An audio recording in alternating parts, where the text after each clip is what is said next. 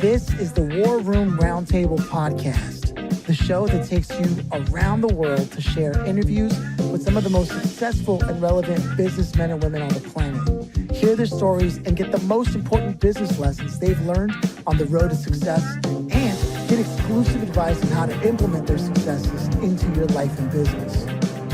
The War Room Roundtable is brought to you by your hosts, Jason Miller, CEO of Strategic Advisor Board, and Phillip Lanos, CEO of Own the Rhythm, and former podcast host for Entrepreneur and Inc. magazine.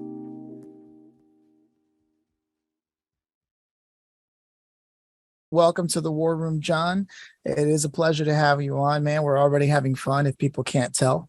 How you doing today? Really good. I had a nice long walk. It's been monsoon time in the desert, so it was like 77 degrees this morning, and I just ran into one bobcat and a Rhodesian Ridgeback who was off leash, and he scared me more than the bobcat. Oh, wow. Whoa. Yeah. Okay. That's not your average walk in the park today. No. But it gets the adrenaline going. Yeah, man. No, I know what you mean. I was once out jogging and ran into some coyotes out when I lived closer to the mountains in the LA area. And I'd say I'd never want to go through that again, just because there was a lot of them. I must have walked in the wrong part of town there. They don't take too kindly to my kind around these parts. But with that said, man, one of the things I always like to kick the conversations off with is, do you yourself come from a family of entrepreneurs? Indeed, I do. Every one of them. My dad was an entrepreneur. Actually, my dad was a butcher in South Buffalo. He fed the steelworkers. And that was during the war and the recession. He used to say that hamburger was $0.25 a pound, but nobody had a quarter. So, yeah. And then both my brothers and my two sisters were both entrepreneurial. So, yeah, dinner conversation was all about, what'd you sell today? I love that. It's not often we get a chance to hear from someone who comes from like straight up just business was part of the core, and what that does for your development as an individual. Was it just a given that that's how you were growing up, that that's what you were going to be doing? Pretty much. I mean, we only had one member of our family attend college. It was like, go get a job, work for a living, figure out from there what you want to do. I went into the Air Force Reserve during Vietnam to make sure I wasn't a grunt getting killed over there, and got lucky and got in. And then when I got out, I was in my family migrated into the magazine subscription sales business. So I started knocking on doors when I was 11, at Christmas time, Easter time, summertime. I was on a crew going door to door. There was a crew manager. We traveled all over the Midwest, and that was that was an experience in and of itself. You learn a lot about people knocking on doors. And then the phone room came along, and I moved into a phone room as a sales rep, and then ultimately as a phone room supervisor. And then started my own business and 21 at age 21. I had my own franchise, magazine subscription sales franchise with a company called McLean Hunter. Okay, this is important. I don't think enough people can appreciate, especially in today's age, just like what magazines meant back then. This is something I don't get a chance to talk about a lot, right? Jason himself has a magazine he's launched, but I want to dive into this because there's a reason you went into that, more than just because it was around. What did magazines mean at that time?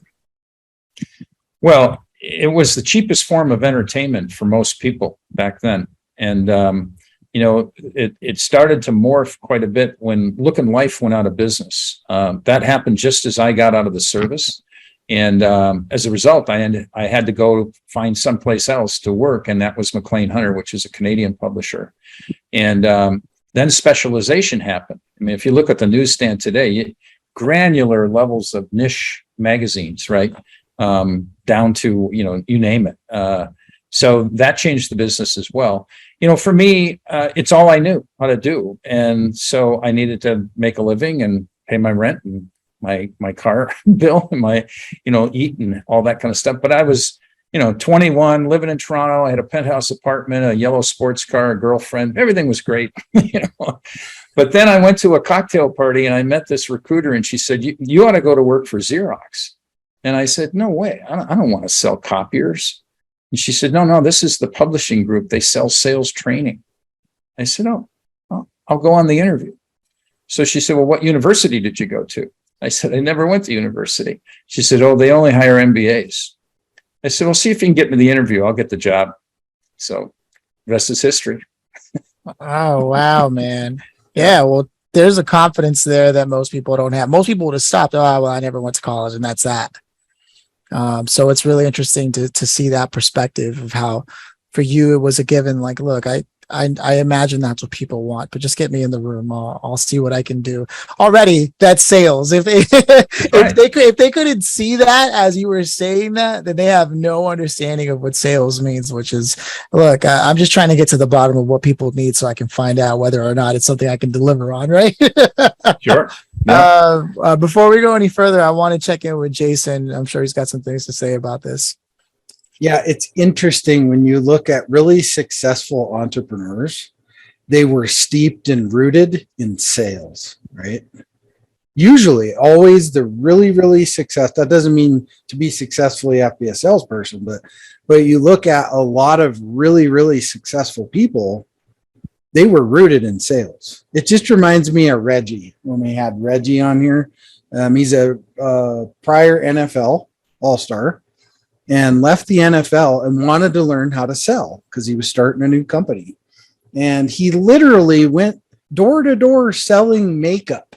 Now imagine a 6'6" monster, right? Would you like to buy some hand cream? Right? Yeah. I mean, imagine that. But he took that challenge and did that for 2 years because he wanted to learn how to sell. And he was their top sales guy. So it's really interesting how sales always parallels with the entrepreneurial experience, just like sports or music or any of those things. It's like there's this hidden switch inside of a lot of people's brains that you get the bug, right? And from there, the sky's the limit. The next step is the hard part, which is actually doing it. Oh yeah, right. Yeah, actually running a business and all that stuff. But yeah, I won't go down that diatribe right now. I mean, if you live in the U.S. and you don't have your own business, you're out of your mind. Let's put that on a plaque right there. No kidding. I mean, it's all set up for that. I mean, it's how it works. So I love this that you're going into that, because it's not even something I was about to ask you about, but since you mentioned, it is true that anywhere you look, you'll see a majority of people online hankering for representatives to give them what they need. And then you step into the business community and everyone there is talking about how they're about to go give people what they need and service them as leaders, right? Like going out and then doing the paperwork necessary to get thrown into the system that has been set up for that entrepreneurial bent to things. And I just don't understand how people miss that. I don't know where in education that happened. I know it's not for everybody, but you also don't have to be the CEO of a company. You can partner in some capacity that lends itself to your strengths and still be in business. And yet somewhere along the way, this was missed. So what you said, it's so valuable, especially given that you're someone who grew up in a family of entrepreneurs. So yeah, it's like, it's set up to win that way if you do it right. But for some reason, people miss that. What are your thoughts on that? Well, I would hitchhike on the word you mentioned, having a partner. In all of my businesses, I've had a partner or partners, and that's been invaluable because everyone has their own list of strengths and areas that they need to shore up. And if you can, match that together, I mean, it's just like your marriage. You find somebody who backs you up and has your back and complements what you can't do.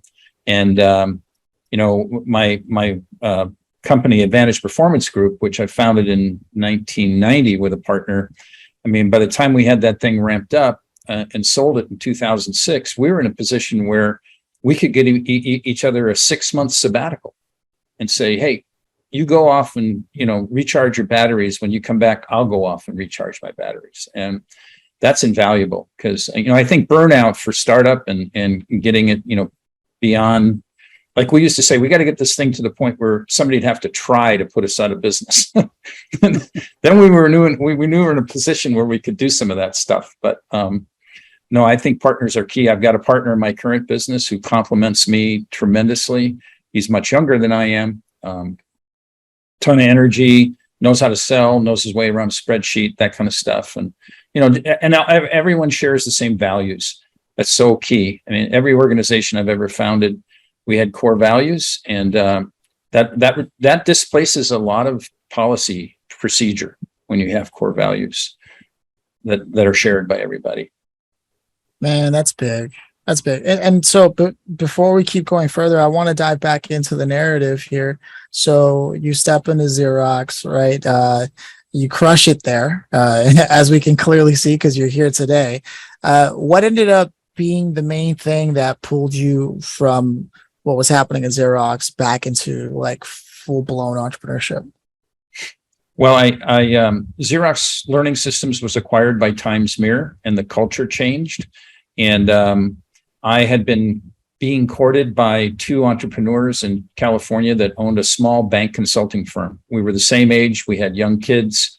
They finally convinced me to leave and come to San Francisco, which, coming from Connecticut to San Francisco, was a dream.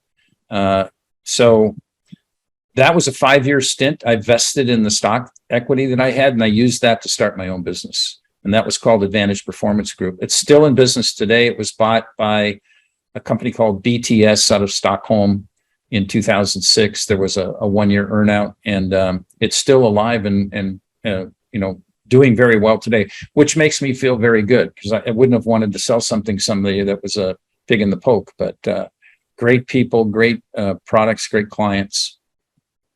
Oh man. And now you're doing sales and marketing support? Well, so long story short, I was 56 when I sold the business, too young to retire. I started a not-for-profit for teenage kids to help them build personal life plans, and use my training expertise and my newfound wallet to underwrite that. And it's called the Life Plan Institute. Our vision at the time was to train 10 million kids to have personal life plans, and it was 9 modules, and they walked away from the session with a written personal life plan of who they wanted to be, how they wanted to get there, the whole thing, the 9 yards. Then I got a little bored with not-for-profit, and I started a sales assessment business that's still online. It's called Sales Genomics. If someone's hiring salespeople, we have an assessment tool that helps them make a decision between hunter and farmer. And then I got bored with that, and I was up in Vancouver in the summer with my wife, and I said, I'm going to write a book. And she said, oh, sure, go ahead. So it was a bucket list thing. And I wrote the book. It's called Level 5 Selling. And phone rang, emails lit up. People called and said, love this book. How can I get my sales force to sell like that? And that's where I am today. That was June of 2016. I had no vision of being back in business again. I'm 71. I'm like, I've been doing this a long time. And now I got 25 sales reps and a CEO and a whole virtual organization, and I wrote 4 books. This is the most recent one. This is Level 5 Communication Skills. And we got great clients and great people, and I'm a happy guy. I would have never thought you were 71. I was just going to say, man, I hope I am as energetic and enthused as you. I mean, I'm 33 for reference, right? So like that gives me a lot to look forward to, man. Seriously. Well, you're the same age as my son who lives in Portland. So there you go. You could be my son, right? Hey, man, I am benefiting from your experience as we speak. Oh, and nice. and sales is the lifeblood of all businesses, as everybody who's in business knows. And what you're doing, helping people with exactly that is key. I mean, again, I don't have to point that far back in the conversation to point out just how natural this was to you when someone presented you with an opportunity where most would have said, okay, because school is required. And you said, no, get me in the room. Right. Just that fundamental. And I saw that from the minute that happened in the conversation to where you are now, what you're doing. It just makes sense to me. Obviously, hindsight is 2020 and the benefit of being an outsider. But it's pretty clear to me why that would work out the way it did. And then it turns out you've got a flair for writing. Nobody gets to the fourth book without having actually enjoyed the experience. Believe me. Well, Jason can probably attest to that too. As well. Yeah.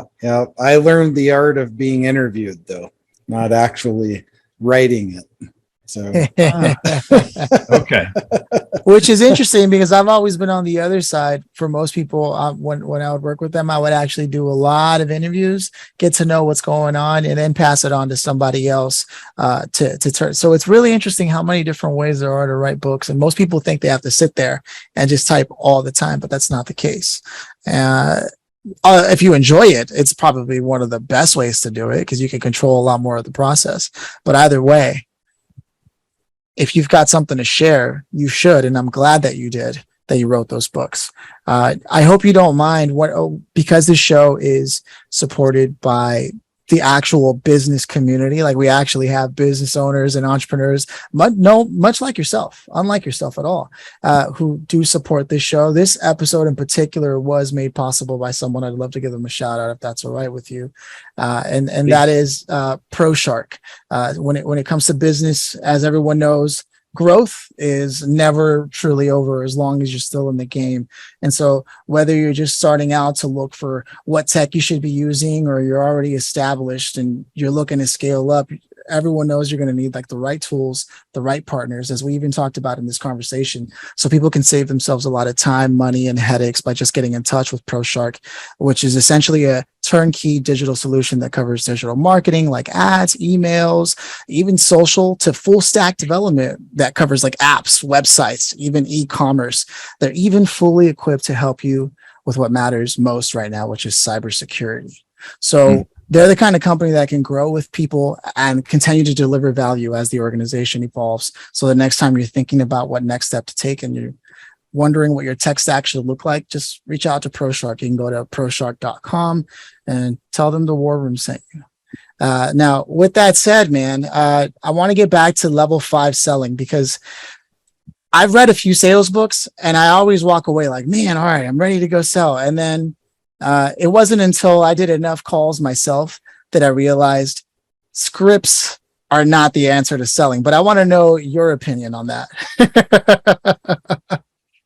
Well, of course, in the magazine subscription business, we use scripts. And if somebody wasn't producing, the number one coaching advice you gave was follow the script.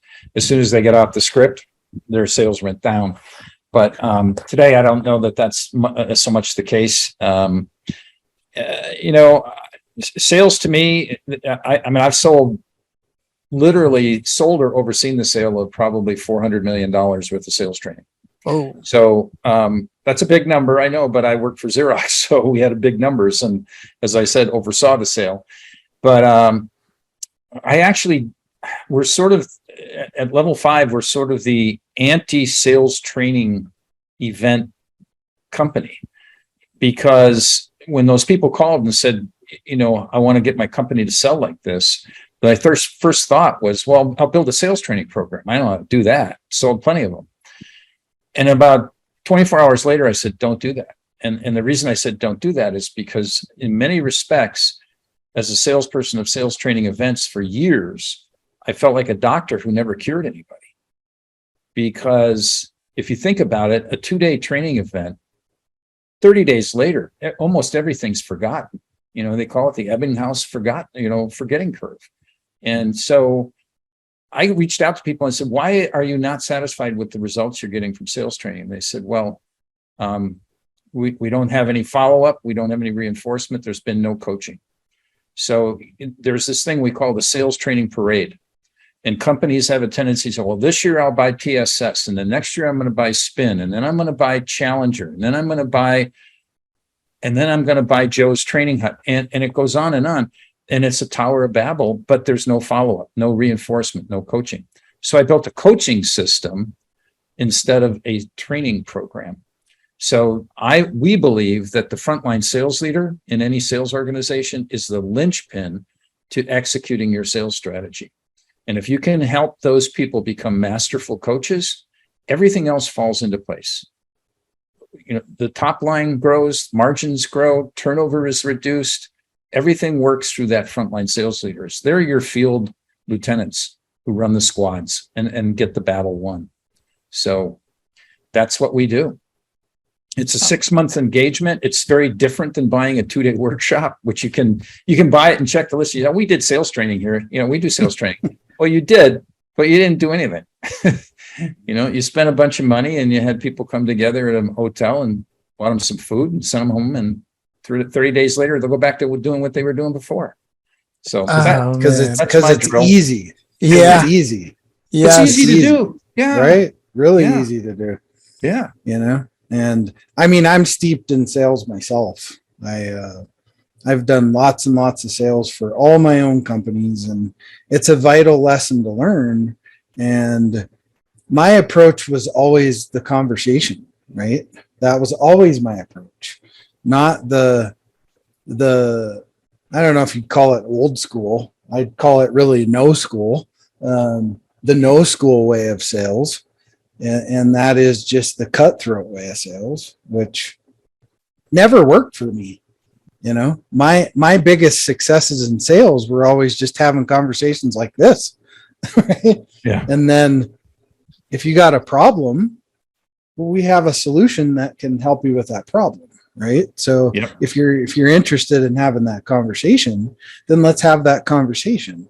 It's not this like forced down your neck, type of cheesy crap that, and there's still people out there doing it. They're still doing it today. And it's really a car dealership. Oh man. Yeah.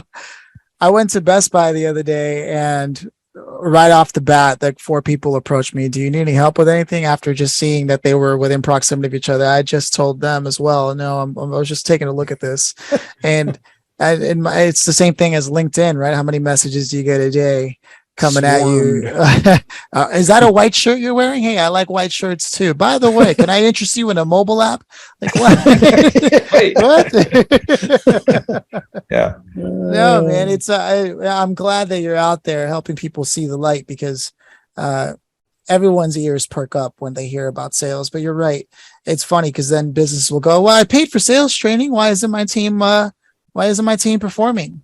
Performance and paying for sales training, like a 2-day workshop, that's like handing somebody a pamphlet with bullet notes. Like just that's it. Like just okay, what are they supposed to do with that? As opposed to what every entrepreneur has done, right? Which is undergo that iterative process of like, no one can tell you, okay, step 1, step 2, step 3, because when you're in the line of fire of business and diagnosing a problem for a client, you have to iterate based on the rhythm of the conversation and where it's going, right? So I think it's fascinating that anybody had ever thought that kind of training was going to work. When was the last time somebody told you this is how you ride a bike? And then you're like, okay, thank you, downloaded, and you went off and rode into the sunset. Impossible, right? It's just not how humans work. And so the metaphor I think of is, if you wanted to lose weight and get in shape and you went to a trainer for a day and had a physical workout and then stopped, forget about it. I mean, you're going to get fat and ugly, it just happens. So you gotta have some kind of process that you follow. And our whole thing is about the quality of the sales call. I'd rather have 10 really, really quality calls than 100. Everybody's pushing call quantity. It's ridiculous. 60% of all sales calls are scrap and waste. They don't advance a buying decision. They're total waste of time. Mm-hmm. That is a outstanding number to know, because most people are out there. And what are your thoughts on that? Actually, I don't get a chance to talk about this a lot. And given that this is what you do, this is what you write about, I'm interested to know. I've come across people who come from the school of like, I get my internal sales team and they do sales. That's it. That's how they see it. When sales has and I think you alluded to this with hunters and farmers, and correct me if I'm wrong, but there's business development and then the actual closing and nurturing of the sale, right? Correct. Like there's two sides to it, and yet businesses, in particular agencies, smaller, like 15 employee firms, will make one person be both things. And I feel like that's an exercise in futility, because you can't be out meeting new people while also nurturing the ones you already have. Well, interestingly enough, if you look over time, what happens to someone who gets into a new sales position and develops a territory as a hunter, they ultimately become a farmer. And the reason is they get a base book of business that pays them enough commission to make their world go round. And there's no real incentive for them to go out and find any more new. They can live off the farm. So you're kind of always wanting to, bring those new hunters in, because ultimately over time, they're going to turn into a farmer. And it's hard to grow the top line without hunters, because you need new logos. And by the way, getting new logos is the toughest job. That's where you get the most rejection. And it's, farming, going in and seeing an existing account where you got a big share of wallet and you're making good bucks and they've known you for years. That's pretty enjoyable versus calling up Jason and asking him if he'll give you 2 seconds of his time to talk to you about something. He's like, tell me why. It's the fish methodology, right?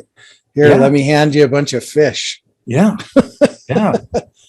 So it's a tough job. I mean, my dad always said, if you learn how to sell, you'll never be without a job. And I think that's very true. So, that was just in the DNA. Man, I'm with it. Thank you for clarifying that. With that said, there's a few pieces of business we like to attend to here on the show. And the first one is, like, explicitly, if someone missed the entire conversation that was filled with gold, here's a moment that makes it really explicit. If you yourself could go back to that time just before you received the word of this opportunity with Xerox, what would you say to yourself, knowing what you know now about business and life? I think it relates to something that you referenced earlier, which is, I'm a guy that I don't want to have any regrets. And I think if I had not taken advantage of that opportunity, I'd have been terribly regretful. I wouldn't have known it at the time, but I sure know it now. And, sometimes you just have to step out into a little space that you're uncomfortable in. And all manner of things happen once you take that leap. And when you do, my mom used to say, hey, you'll rise to the occasion. Just go ahead and do it. And, it helped me overcome the fear of doing anything. You'll rise to the occasion. Say yes. Yeah. Say Just yes. say yes. Yeah. Take the leap, right? Man, when parents say things like that, it just hits different. I didn't have the benefit of that, but I can imagine the level of confidence that can give someone, as I so clearly see exemplified in your own journey of just where you came from and the people you had around you, even growing up, and the conversation at the dinner table. Any entrepreneur who is wondering, and if they have a family, like, how should I approach this? You never know. It's little things like that. Oh, you'll rise. It was probably said in passing too. You'll rise to the occasion. It wasn't like, let me sit you down and tell you why you're going to. No, it's always like, yeah, you'll rise to the occasion, very in passing. But I imagine, that's my assumption. And yet the impact it had on you clearly was the work we did with kids we work on all ends of the spectrum of the socioeconomic area. And, kids in the suburbs are as troubled as kids in the inner city, because they have the means to get in trouble. But if you look at mentoring as most powerful tool to help turn around a kid's life, there's two things they need. They need a person in their life who cares about them and affirms that they're a good person, that you are a good person. And that those two things will work miracles with kids that are on the road wrong, the wrong road. So it helped me. I mean, I have no complaints about my parents. I always hear people say, my father was this, my mother was that. Hey, shut up. Like, yeah. Somebody told me one time, they're like, you know, a lot of times people don't give their parents their due, right? Because it's like, you know, how often do you hear people say, my mom was great, my dad was great, I was just a shithead, right? How often do you hear that? Yeah, right. Couldn't be me.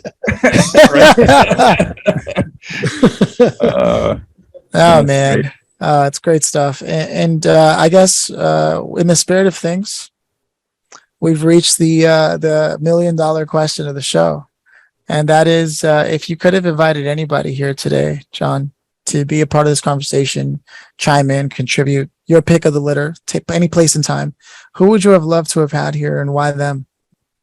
Well, I'm haloed by the conversation. My dad died when he was 63. I was like 17 and a half years old. So I didn't really know him that well.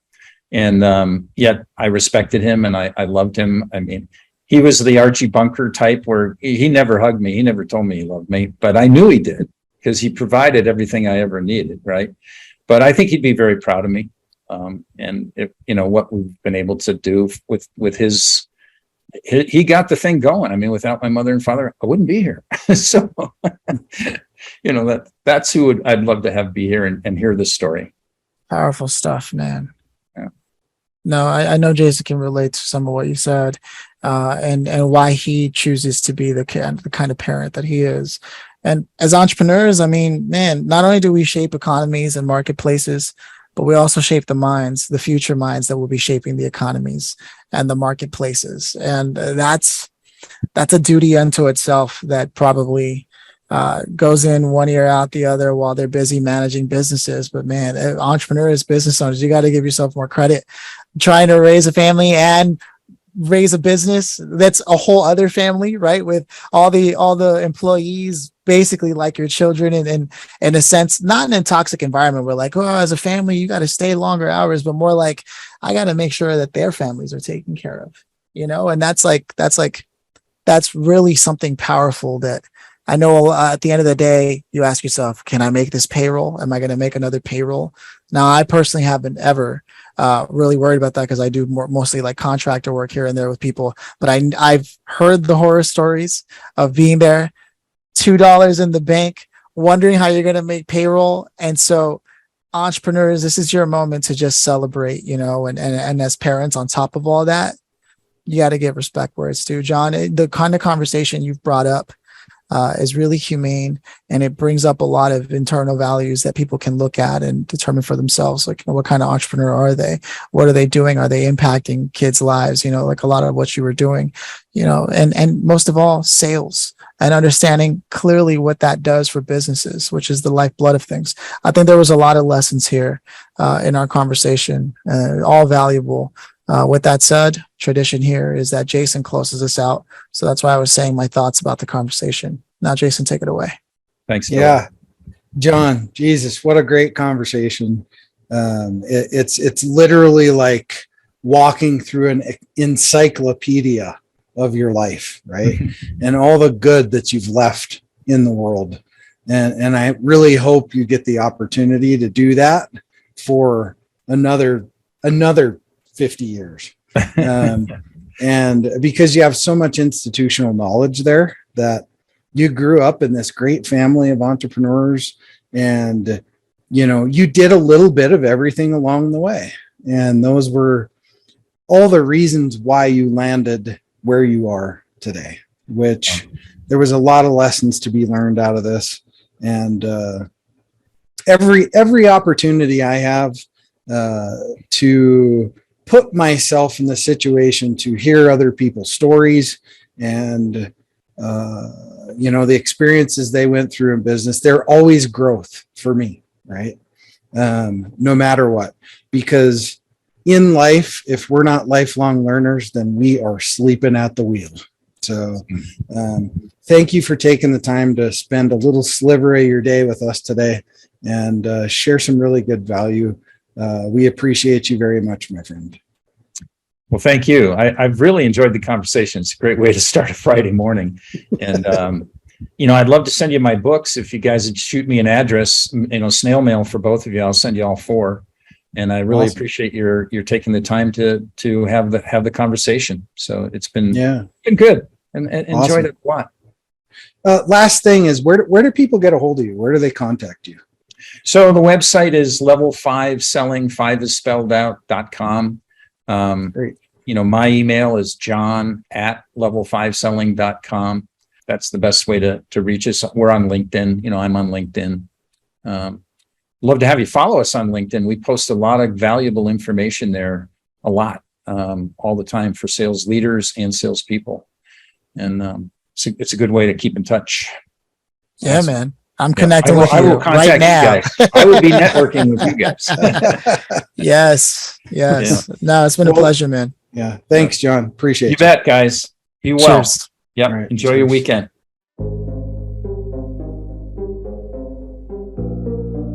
Thanks for listening to the War Room Roundtable with your hosts, Jason Miller and Phillip Lanos. Please leave your feedback and visit strategicadvisorboard.com to get the latest and greatest business advisement on the planet.